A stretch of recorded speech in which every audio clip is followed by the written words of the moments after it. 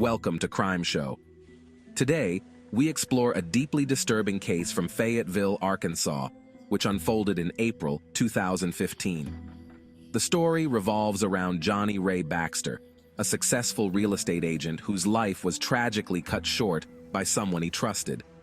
This is a tale of betrayal, greed, and murder that shook the community and left many questions unanswered. Johnny Ray Baxter was a 45-year-old man living in Fayetteville, Arkansas. He was well known in the local real estate community, working as a successful agent for Ozark Realty. Known for his charming personality and unwavering professionalism, Johnny Ray had earned a reputation as someone who could be trusted. He had a degree in business administration from the University of Arkansas and had dedicated over 2 decades to his career in real estate. His clients and colleagues appreciated his dedication and genuine demeanor. Johnny Ray was married to Darling Baxter, his second wife. Darling was 34 years old and worked as an accountant for Razorback Accounting, a local firm. Johnny Ray and Darling seemed to have a happy life together, though their relationship was not without its difficulties. Darling had a teenage daughter, Lily Adams, from her previous marriage. Lily, who was 18 years old at the time, was studying psychology at the University of Arkansas. Johnny Ray appeared to get along well with Lily, though their relationship was somewhat strained at times. In the weeks leading up to his death, Johnny Ray was busy with a major property deal. He was working hard to close a sale on a large commercial property located in downtown Fayetteville. This deal was crucial for his career and had him preoccupied with meetings and negotiations. Despite his busy schedule, Johnny Ray was also planning a surprise anniversary trip for Darling. He had arranged a stay at a cozy cabin in the Ozark Mountains and purchased tickets for a concert in Little Rock. Additionally, he bought a beautiful necklace from a local jewelry store, Sissy's Log Cabin, to give to Darling as a special gift. Johnny Ray was not all work and no play. He enjoyed sailing and owned a small sailboat named Dream Catcher. On weekends, he would take the boat out on Beaver Lake, where he found solace and relaxation. His friends at the marina described him as a friendly and helpful person who was always ready to lend a hand and share a laugh. His love for sailing was well known among his peers, and it was a cherished part of his life. On April 10th, 2015, just 2 days before his death, Johnny Ray visited A.R. Saga's, a local coffee shop where he was a regular customer. He enjoyed his morning routine of drinking a caramel latte and reading the newspaper. He was in high spirits that day, talking excitedly about his plans for the weekend. He mentioned his upcoming anniversary trip and the surprise he had planned for Darling, displaying a sense of anticipation and joy. However, behind the facade of a happy life, there were underlying tensions. Darling Baxter had been increasingly stressed and worried in the days leading up to Johnny Ray's murder. She had noticed changes in Lily's behavior and had become suspicious of Johnny Ray's late-night work meetings. Friends and neighbors observed the growing tension in the Baxter household, and some even reported hearing arguments between Darling and Johnny Ray. The tranquility of the Baxter home was shattered on the morning of April 12, 2015. At approximately 7:30 a.m., Johnny Ray's neighbor, Michael Everly, discovered his body. I'm Michael Everly, a 52-year-old retired school teacher living next door to the Baxters. Darling called me, concerned because she hadn't heard from Johnny Ray since the previous night. She was out of town visiting her sister Nancy and asked me to check on her husband. Michael knocked on the door but received no response. Noticing that Johnny Ray's car was in the driveway, he decided to enter the house. To his horror, he found the door unlocked. As he stepped inside, he was struck by the eerie silence.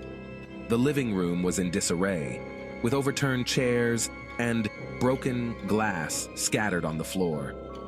As Michael walked through the house, he followed the trail of chaos to the master bedroom. The sight that greeted me was gruesome. Johnny Ray was lying on the floor, surrounded by a pool of blood. He had been brutally bludgeoned to death with a hammer, which lay nearby, covered in blood. The room was a violent scene, with blood splattered on the walls and furniture, indicating a fierce struggle. I was horrified and immediately backed out of the room, my hands trembling. I called 911, my voice quivering as I reported the horrific discovery. The 911 operator instructed Michael to remain on the line until the police arrived. The news of Johnny Ray's murder spread quickly through the neighborhood. Maple Street was soon filled with police cars, and curious onlookers gathered outside the Baxter home. Local news stations, including KFSM and KNWA, arrived to cover the story, making it the top news in Fayetteville by midday. Michael Everly, who had known Johnny Ray for years, was in shock. He had never imagined finding his neighbor and friend in such a violent and brutal state. Later, he told reporters that Johnny Ray was a kind and friendly man who did not deserve such a fate. The crime scene was secured by the police, and the investigation began. Detectives Sarah Mitchell Kinsey and James Carter were assigned to lead the investigation. Detective Kinsey, 38, was known for her keen attention to detail and had a track record of solving complex cases. Her partner, Detective Carter, 42, was renowned for his methodical approach. Together, they formed a highly effective team. Upon arrival at the crime scene, we were immediately struck by the severity of the violence. The living room and kitchen were chaotic, with signs of a struggle evident throughout the house.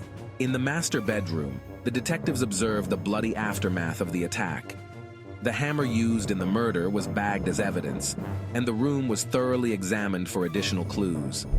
The forensic team meticulously collected samples, including blood, fingerprints, and other potential evidence.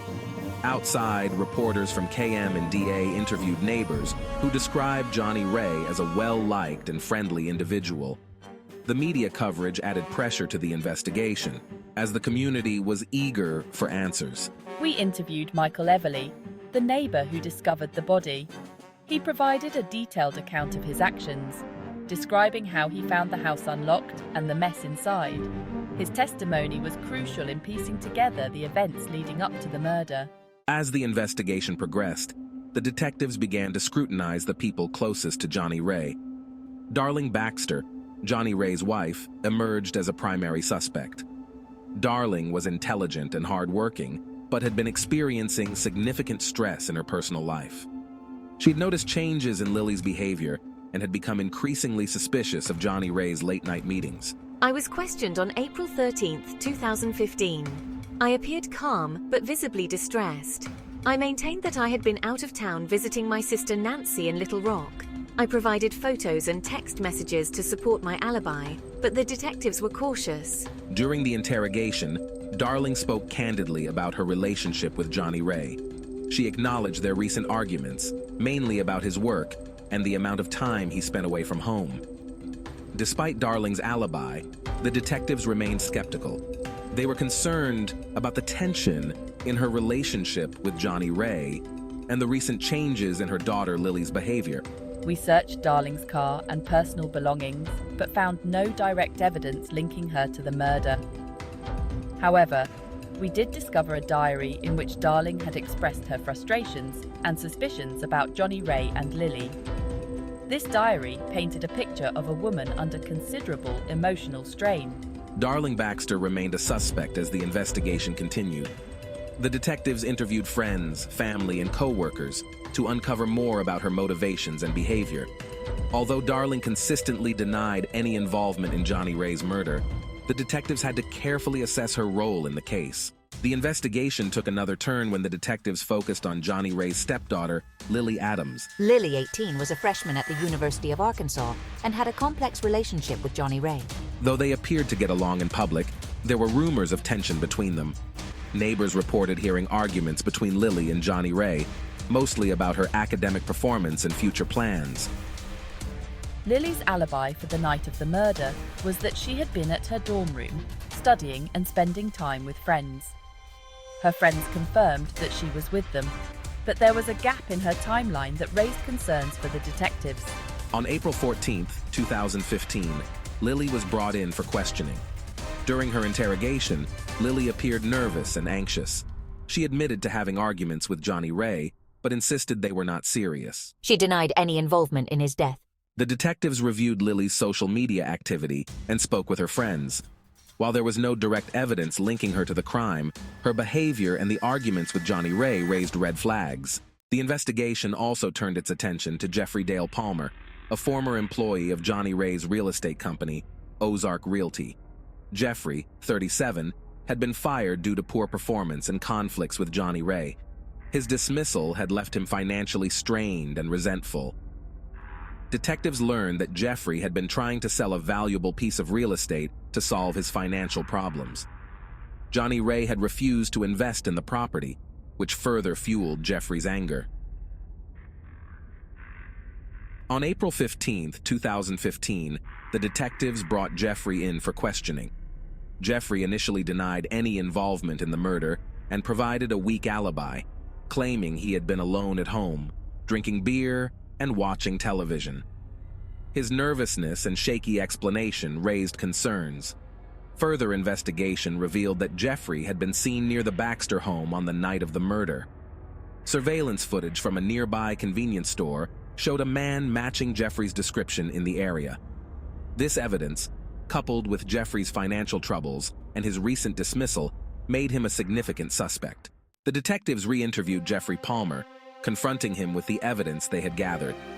Jeffrey's story began to unravel, and he appeared increasingly agitated. The detectives presented him with the pawnshop footage showing him selling a hammer that matched the one used in Johnny Ray's murder. Initially denying everything, Jeffrey eventually broke down and confessed. Jeffrey admitted that he had planned to rob Johnny Ray to get money to pay off his debts. When Johnny Ray refused to give him the money, Jeffrey lost his temper and killed him with the hammer. After the murder, Jeffrey had pawned the hammer to get cash, hoping it would help him evade suspicion. The detectives arrested Jeffrey Palmer, and he was charged with first-degree murder. Jeffrey Palmer's confession, combined with the evidence collected, led to his conviction. The case against him was overwhelming, and he pled guilty to the crime. The murder of Johnny Ray Baxter was finally solved, bringing closure to the case. The aftermath of Johnny Ray's murder had a profound impact on our family and the community. We were left to cope with the emotional trauma of losing Johnny Ray. We faced public scrutiny and the burden of dealing with the fallout from the investigation. Despite the resolution of the case, the pain of losing Johnny Ray and the turmoil caused by the crime remained with us. The case underscored the importance of thorough and diligent police work. Detectives Sarah Mitchell Kinsey and James Carter's dedication and perseverance led to the arrest and conviction of Jeffrey Palmer. Their efforts demonstrated the critical role of law enforcement in solving complex cases and seeking justice for victims. As the community of Fayetteville moved on from the tragedy, they were reminded of the darker aspects of human nature. The murder of Johnny Ray Baxter served as a stark reminder of how personal vendettas and financial desperation can drive people to commit heinous acts. The case highlighted the need for vigilance and compassion, reinforcing the importance of addressing underlying issues that contribute to violence and crime. In reflecting on the case, it becomes clear that the events of April 2015 were not just a local tragedy, but a reminder of the broader societal issues that can lead to such devastating outcomes. The murder of Johnny Ray Baxter was a sobering event that brought to light the complexities of human relationships and the consequences of unchecked anger and desperation. As the investigation closed and life returned to normal, the community of Fayetteville was left to grapple with the impact of this tragic crime and the lessons it had taught them.